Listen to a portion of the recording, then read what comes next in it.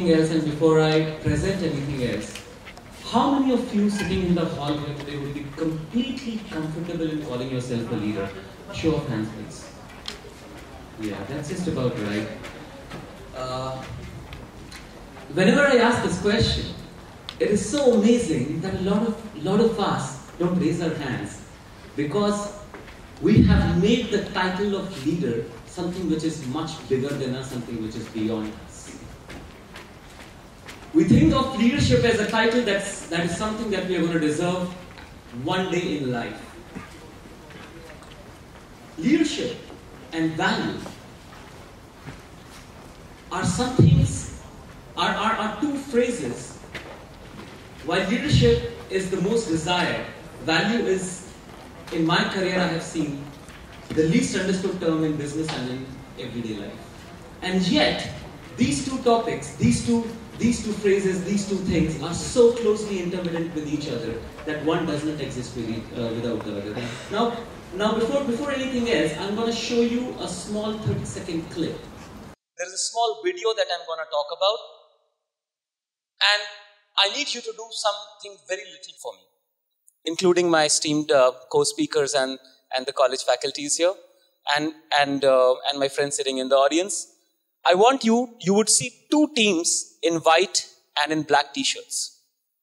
Your task is to count the number of passes made by the team in white t-shirt.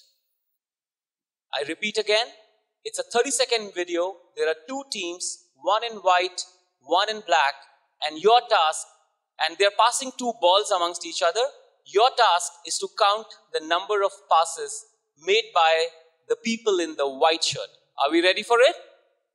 All right. I'm going to play it now. 3, 2, 1. You have to be extremely focused on that because in between, the passes are going to go fast, and this is so phenomenal that you'll see something very interesting. What is the difference between the male and the female mind when it comes to the attention things? So the result of this is really interesting. Count the number of passes made by the people in the white shirt.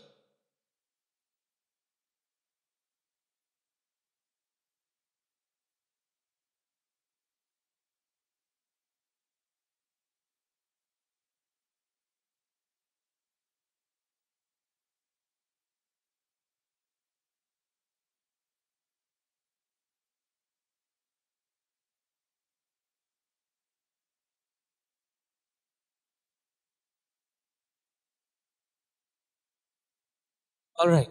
How many passes? 14? 15? 16 as well?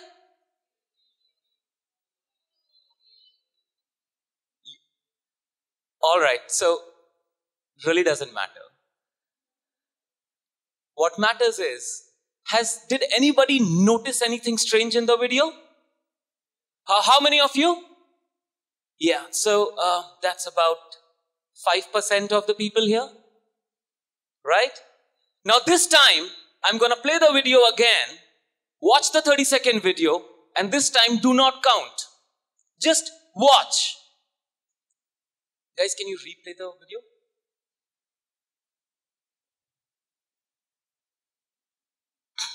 Do not count, just look at it.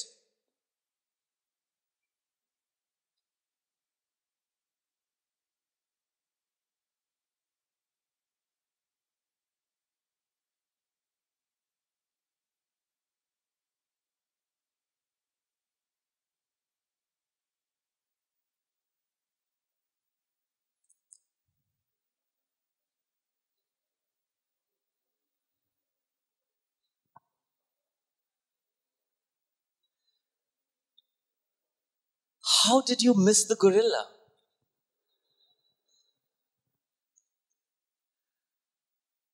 So this is probably the smallest form of mentalism that can happen. I took away your brains to counting, and then I showed in a little, I threw in a little bit of a waiver for you saying that there's going to be a difference between the male and the female mind. But the important part is, do we all agree that looking is not the same as seeing? You were looking at the video, you were not seeing the video. Have we established the fact that what we think about leadership and leaders could be very different from the inherent qualities that we actually respect or want to respect in a leader? Do we agree to that? Could we be wrong about our perceptions in terms of what we blindly look at people? Do you think, is it possible that we have missed the gorilla all this while? Yeah? I'm going to request for my... Now, with that fact established,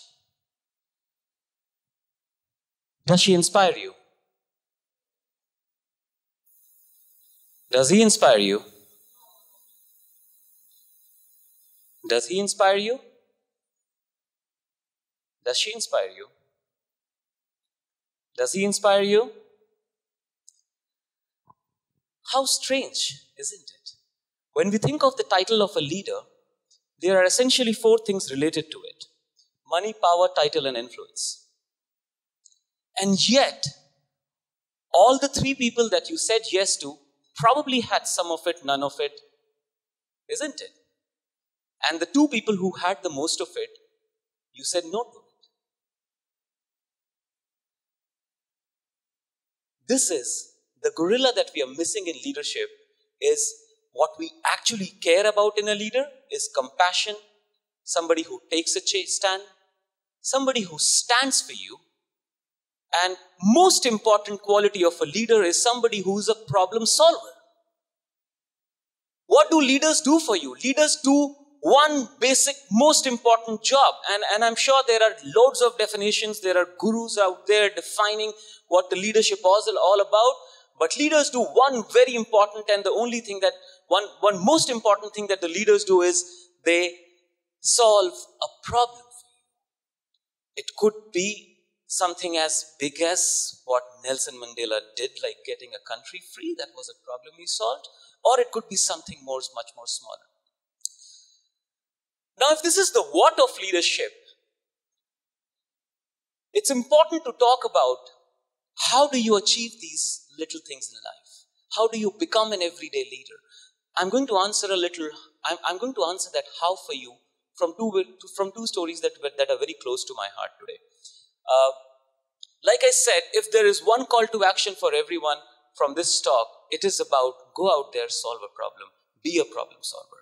Leaders, we do not respect people who stand up and talk. We respect people who go out there and solve a problem for you. Either for you, for a community, for a nation, depends on your area of influence. But what is the most important part in a leader is that they solve a problem. What we saw earlier were huge global leaders that we actually respect. We saw that very well-known faces. I'm not sure if any of you have heard of this name, Mr. Abid Surti. Now, Mr. Abid Surti grew up on the pavements of Mumbai, and he grew up watching his mother wake up every day at 4 a.m. in the morning, going to the public tap to fill waters. He also witnessed people fighting for every single drop of water. This had a lasting impression on Mr. Surti. And today, this 80-year-old man who lives in Meera Road in Bombay has a foundation called Drop Dead Foundation. Now, what he does is something very absurd, actually. Every morning, Mr. Surti goes up to every housing society near where he lives. He knocks the door and he asks them if there is a leaking tap in the house. If the answer is no, he moves on to the next house. If the answer is yes, that tap is fixed by the accompanying plumber with him. Now, the interesting part. Earlier, women never used to entertain him. He would go in the afternoons, knock the door, and then he realized that he and the plumber are 2 men knocking the doors, and of course the women were not too comfortable opening the door. So now, he has a lady volunteer with him when they go about knocking these doors. And when he knocks these doors, there is a lady along with him, and they ask again, and if there is a leaking tap, they fix it again. This may look so insignificant in somebody's eye. You may probably not even realize that who is Mr. Abid Surti when you see him. But you know what, ladies and gentlemen? This gentleman has saved more than 1 million liters of water over the last so many years from these trickling taps that he did.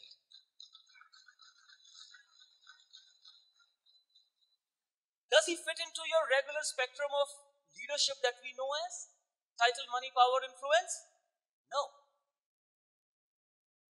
But he has solved the problem. He has taken a stand.